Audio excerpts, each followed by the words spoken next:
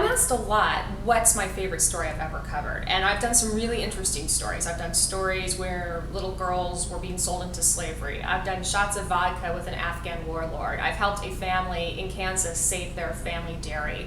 All of those stories were great. All of them were rewarding. But this, by far, I think is the most important story I have ever covered. I know it's the most important story Film at 11 has ever done. Why? Because I had no idea that the aid business is run like a business, that it has all the problems that any other industry has, and there's virtually no accountability. What we're trying to do is bring some accountability to that industry. So Haiti, Where Did the Money Go? Started out as a web series. It came out in January of 2011, and a lot of people saw it, which is great. And now we have an opportunity to bring it to a wider audience, to the PBS audience. But we need to raise the money for that because two things have occurred. PBS has no money and corporations are afraid to sponsor this.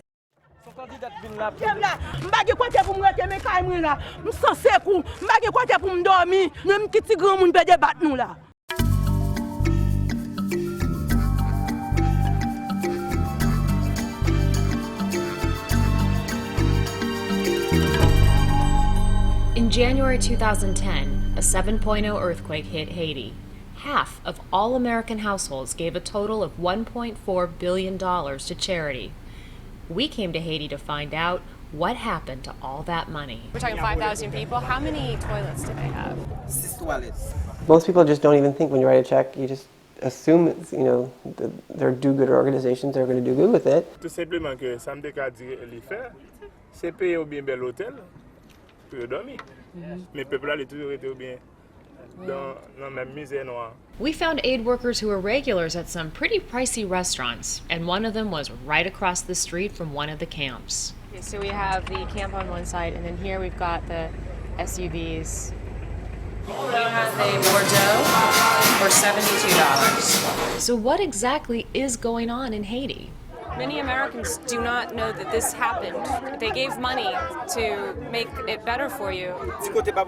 This is consistent with the what was described recently by Refugee International as a paralyzed disaster response. You can call it non-profiteering, you can call it disaster capitalism if you like, but that's what's happening right now in Haiti.